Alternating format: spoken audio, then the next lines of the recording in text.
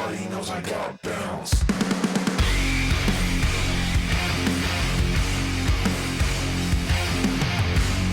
Hey, what's up, guys? I'm glad to be back. I got a video out of Fort Worth, Texas. The police kill a lady in her home, innocent, for no reason. Let's go right to the clip, and then we'll go over it.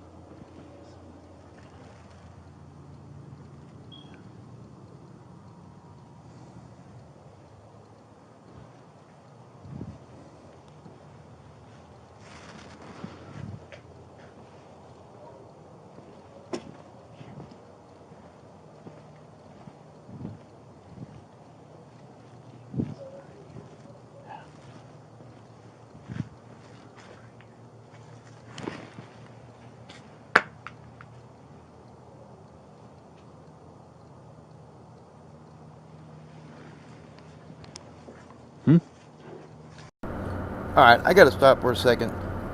This cop responds to a no emergency call at a lady's house in the middle of the night, and he's creeping around like he's the criminal with the flashlight, with his gun drawn, and clearly he's got somebody with him because you can hear. But as far as the mainstream media reports, it was just a white male. If you didn't already know, and if you want my opinion, never call the police.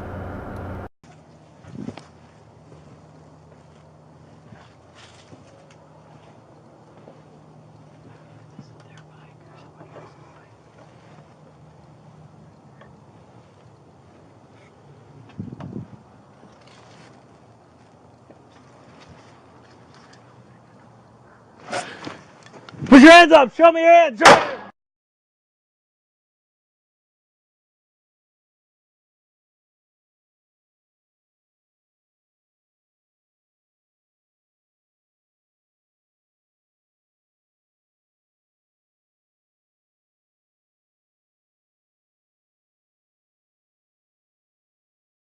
Side of Fort Worth on East Allen Avenue.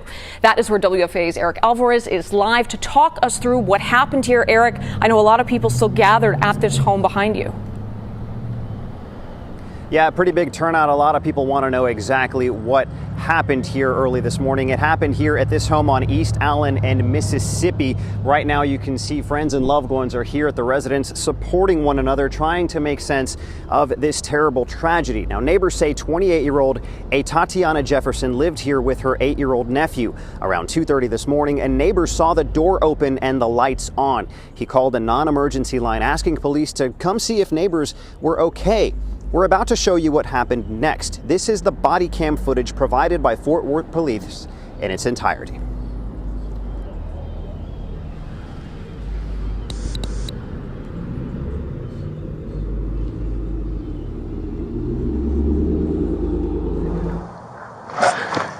Put your hands up! Show me your hands! Show me.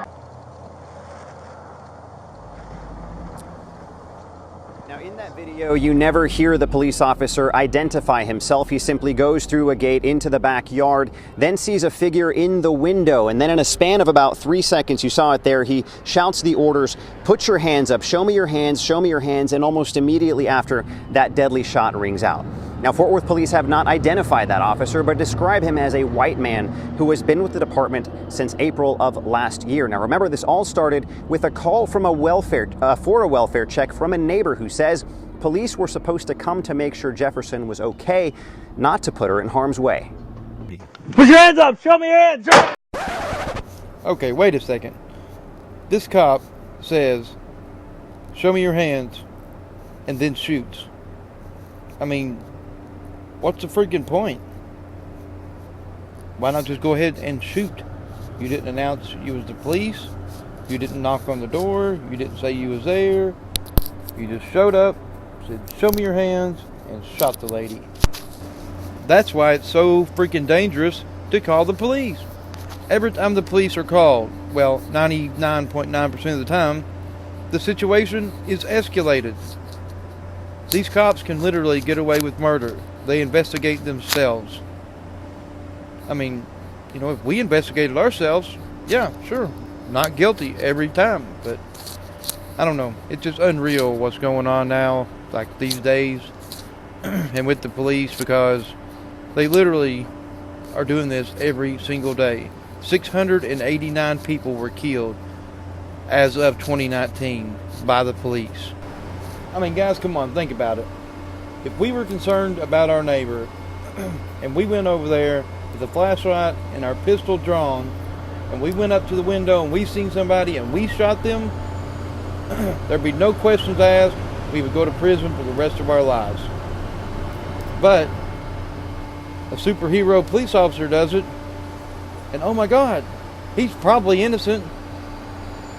Let us investigate ourselves for a little bit, and then we'll give up, you know, whatever information we got, and decide, you know, what the case is going to be overall.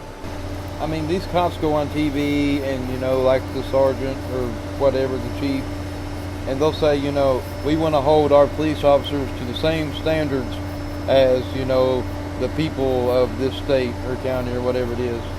But we all know good and well that they're not held to the same thing. They have different rights. They have different rules. I mean, we see it every single day. Something happens, they investigate themselves, and they get out of it. Like, the most is going to happen, they lose their job. But, I mean, can you imagine something happened, you go up and say, excuse me, Judge, we're going to do a thorough investigation on ourselves, and then we'll get back to you. That kind of crap would never fly in a courtroom. We would never get away with it. That's why these police are living in fairy tale land, and they believe there are no rules and there are no laws higher than their own spoken authority. And that's why we, the people, have to stand up for all of our friends and family and everybody in the whole daggone United States and say, we've had enough of this crap, and, you know, get rid of the police. That's all I care. We don't need them. But I'm going to go ahead with the rest of the video here, and I appreciate you guys watching.